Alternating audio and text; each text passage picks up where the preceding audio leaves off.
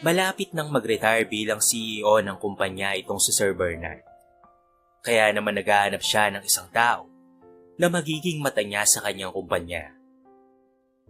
Bukas ito para sa lahat ng mga empleyadong entitled sa posisyon na iyon. Naglabas kaagad ng memo patungkol dito ang opisina ni Sir Bernard at ibinahagi ito sa bawat departamento na merong napipisil na mga empleyadong posibleng maging kanang kamay ng may-ari. Isa na nga roon sina Maynard, Ana at Narciso. Sila ang ilan sa mga nakatanggap ng memo, kung kaya't kasama sila sa training upang hasain at tubugin pa para sa nasabing posisyon. Kasama pa nila roon ang ilan pang mga empleyadong napili. Isang umaga, habang nasa function room sila at inaantay ang speaker ng seminar, ay may lumapit sa kanilang isang lalaki. "Good morning, I'm Joben. Pinapunta po ako ng HR to assist all your needs." Nakangiti niyang sabi sa mga tao na naroon. "Okay, sige. Pagtimpla mo nga kami ng kape?" Utos ni Maynard. "What? Are you crazy?" Gulat na sambit naman ni Ana sa lalaki. "Excuse me, Mr. Joben. What is your position here?" Sir, I'm the executive secretary of this company. Actually, kakahire lang po sa akin kahapon. Kaya medyo nangangapa pa po ako kung ano po yung mga dapat kong gawin. Dito na po kasi ako pinadiretso ng HR. Paliwanag ni Joben. "See? Sekretary siya, Ana. So meaning, taga-timpla siya ng kape. So go, ikuha mo kami ng kape." Utos muli ni Maynard. Masamang tingin na lamang ang ipinukol ni Ana sa kanya. "Anong tinitingin-tingin mo dyan, Ana?" Tanong ni Maynard sa kanya. "Pag ako na ang naging Chief Operations Officer, ganyan din naman ang gagawin niya, kaya't kailangan na niyang mag-practice." Iiling-iling na lamang rin si Narciso sa sinabing iyon ni Maynard. Masyado itong tiwala sa kanyang sarili na siya talaga ang mapipili ng may-ari. Nang makabalik na si Joben dala-dala ang mga kape nila, ay agad na nitong iniabot kina Maynard. "Sir, ito na po yung mga kape nyo. Anything else po, sir?" Tanong ni Joben sa lalaki. "Ito yung susi ng kotse ko. Linisin mo. Gusto ko ay makintab yan, ha? Para naman malinis pag uwi ko mamaya," sabi ni Maynard dito. "Pero sir, hindi na po yan parte ng job description ko." Tutol naman ni Joben. "Ha? So nagrereklamo ka?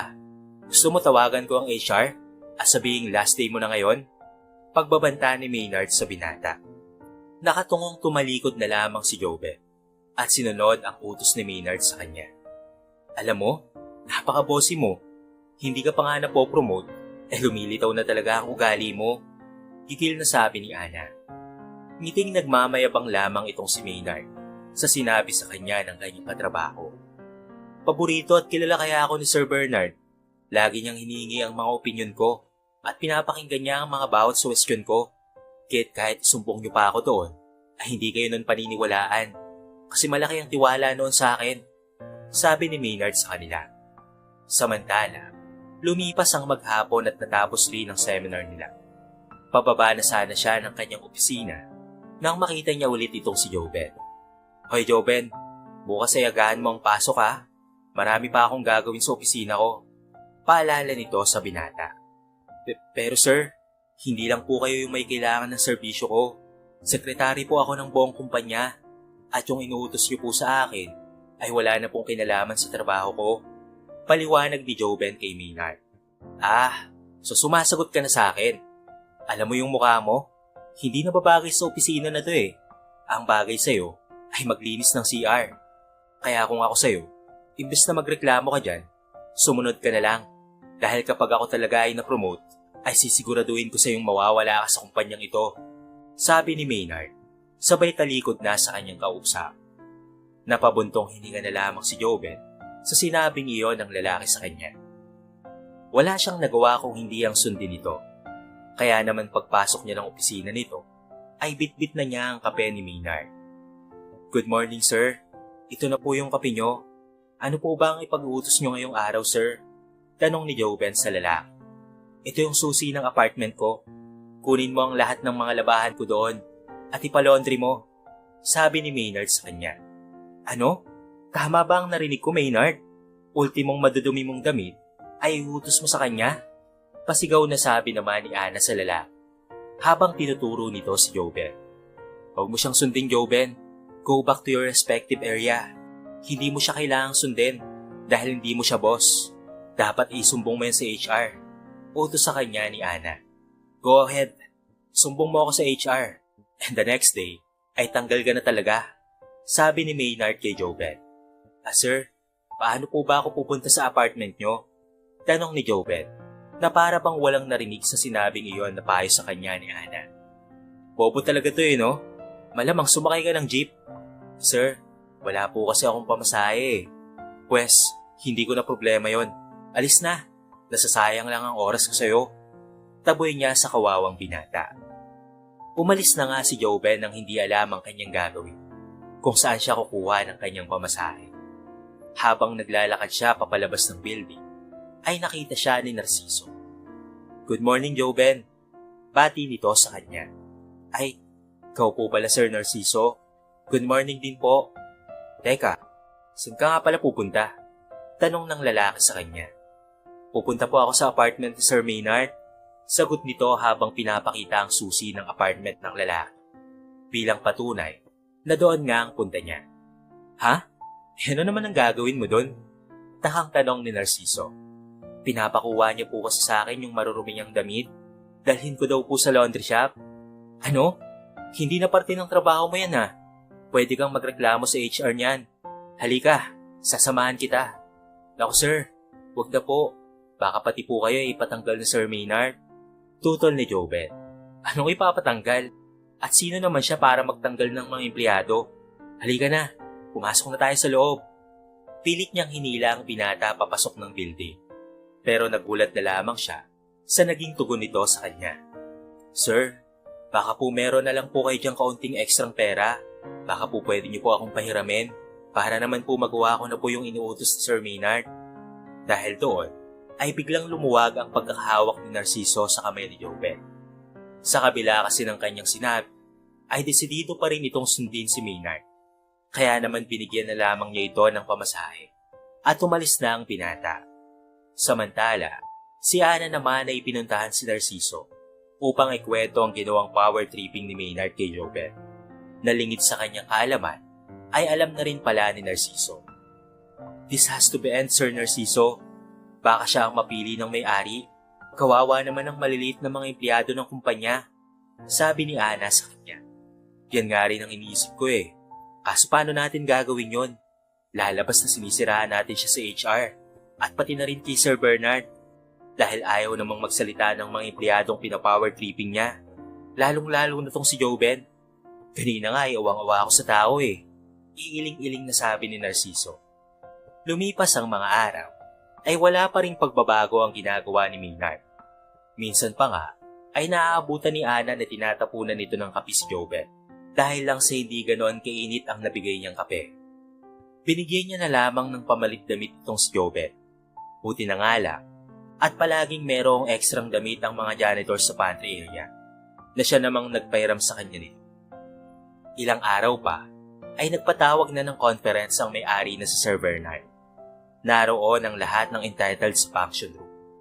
Samantala, napakalaki naman ang ngiti ni Maynard ng mga oras na iyon dahil damang-dama niya sa kanyang sarili na ibibigay na sa kanya ang posisyon na matagal na niyang inaasam-asam.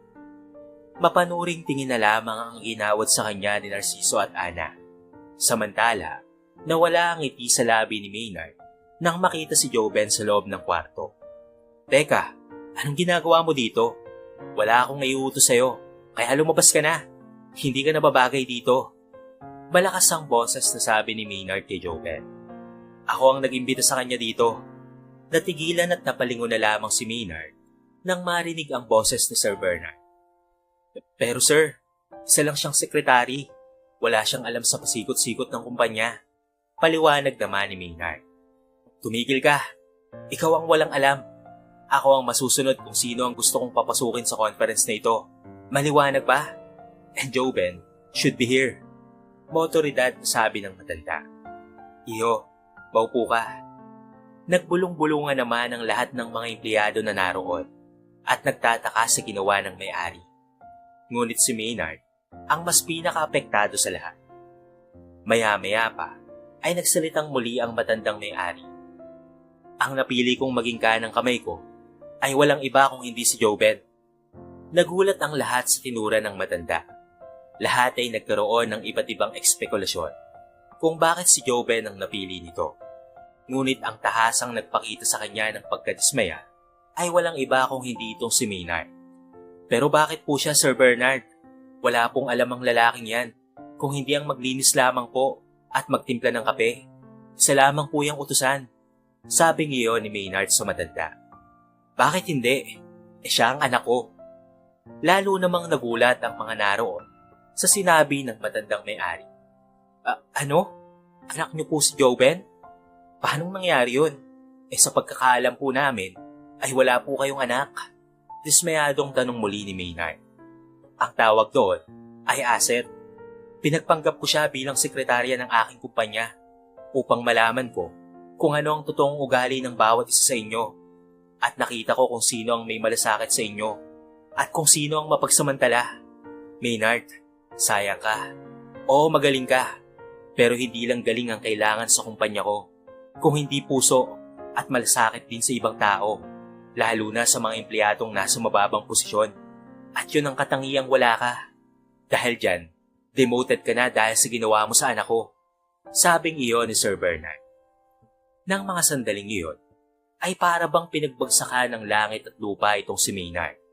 Wala siyang ibang nagawa kung hindi ang tanggapin na lamang ang katotohanan. Dahil kung hindi niya tatanggapin ang trabaho bilang housekeeping staff, ay talaga namang mawawala na siya ng trabaho. Sila Ana at Narciso naman, at pati na rin ang iba pang mga empleyado na nakitaan ni Joven ng potensyal, ay narekomenda niya sa kanyang ama para sa mas mataas na posisyon. Hindi nagtagal ay naluklok na nga si Joven bilang COO ng kanilang kumpanya. At si Maynard naman ay tuluyan na lamang nag-resign dahil sa kahiyang natamo nito sa pagkakademote. Ang akala niya ay makakapasok siya sa ibang kumpanya at makakatanggap ng mataas na posisyon ng gaya ng trabaho niya dati. Pero iyon pala ang pagkakamali niya. Halos walang tumanggap sa kanya na kumpanya dahil napakapangit ng kanyang record sa Certificate of Employment na hawak niya ngayon. Kaya naman wala siyang nagawa kung hindi tanggapin na lamang ang mga mabababang posisyon na inaalok sa kanya ng iba't ibang kumpanya. Ang kwentong ito ay maaaring magsilbing aral sa bawat isa sa atin na hindi porket magaling ka at nasa posisyon ay may karapatan ka ng hamaki ng mga taong mas nakakababa sa iyo. Palaging tandaan na magkaroon ng respeto sa ating kapwa dahil hindi habang panahon ay palagi tayong nasa itaas.